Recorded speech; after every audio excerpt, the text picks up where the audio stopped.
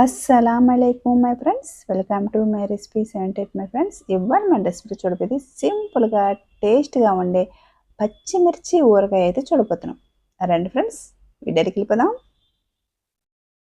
ముందుగా ఫ్రెష్గా ఉండే 150 గ్రాముల పచ్చిమిరపకాయలని ఇలాగా తీసుకోవాలి. ఇప్పుడు పచ్చిమిరపకాయలని ఇలా బౌల్లోకి తీసుకోవాలి. ఇలా తీసుకున్న తర్వాత నేను ఇలాగా గ్లాస్ తోటి ఇలాగా పచ్చిమిరపకాయలంతా ఇలా కట్ చేసుకుంటున్నాను.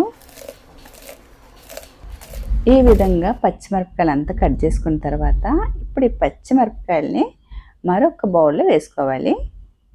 పచ్చిమిరపకాయల విత్తనాలు కావాలంటే వేసుకోవచ్చు, లేకుంటే తీసేయవచ్చు.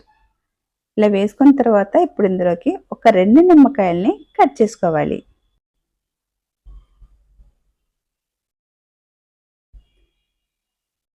ఇలా కట్ చేసుకున్న నిమ్మకాయలని మరొక బౌల్లో ఇలాగా రసాన్ని పిండుకోవాలి. ఇప్పుడు కట్ చేసి పెట్టుకున్న పచ్చిమిర్చిని ఇప్పుడు ఈ నిమ్మరసంలో వేసుకోవాలి. ఇప్పుడు ఇందులోకి సాల్ట్ వచ్చేసి 1.5 టేబుల్ స్పూన్ వేసుకోవాలి. కారం ఉంటుంది కాబట్టి సాల్ట్ వచ్చి కొద్దిగా ఎక్కువనే వేసుకోవాలి. ఇలా వేసుకున్న తర్వాత నిమ్మరసం, పచ్చిమిర్చి, ఉప్పు ఈ 3 బాగా కలిసిపోయినట్టుగా బాగా కలుపుకోవాలి. ఈ విధంగా బాగా కలుపుకున్న తర్వాత మూత పెట్టేసి ఒక 10 నిమిషాలకి పక్కన ఉంచేయాలి. ఇప్పుడు మరొక ప్లేట్ తీసుకొని ఇందులో 1 టేబుల్ స్పూన్ ధనియాలు, 1/2 టేబుల్ స్పూన్ జీలకర్ర, 1 టేబుల్ స్పూన్ సోంపు, కొద్దిగా మెంతులు. ఇప్పుడు స్టవ్ వెలిగించుకొని ఒక ప్యాన్ పెట్టేసేయాలి స్టవ్ మీద. ఇలా ప్యాన్ పెట్టేసిన తర్వాత తీసి పెట్టుకున్న ధనియాలు, జీలకర్ర ఇవన్నీ వేసుకొని మంట వచ్చి సిమ్లో పెట్టుకొని వేపుకోవాలి.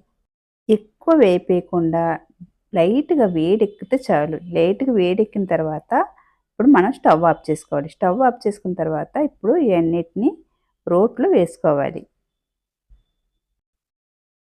ఇలా రోట్లో వేసుకున్న తర్వాత ఈ ప్యాన్ని స్టవ్ మీద పెట్టేసి 50 గ్రాములంతా ఆయిల్ అయితే వేసుకోవాలి.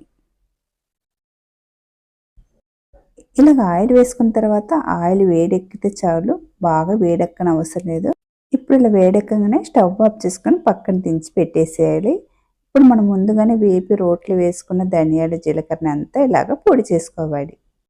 ఇలా రోట్లోనే వేసుకుని పొడి చేసుకోవడం వల్ల మనకి పచ్చిమిర్చి ఊరగాయ వచ్చి చాలా టేస్ట్గా ఉంటుంది.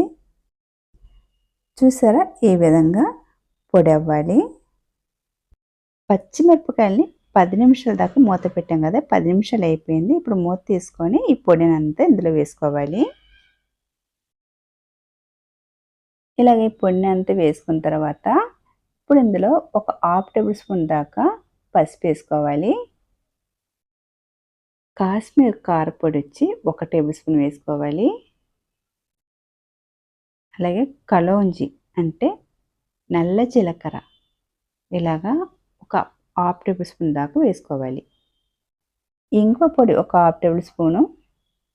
ఇలా వేసుకున్న తర్వాత ఇప్పుడు బాగా కలుపుకోవాలి.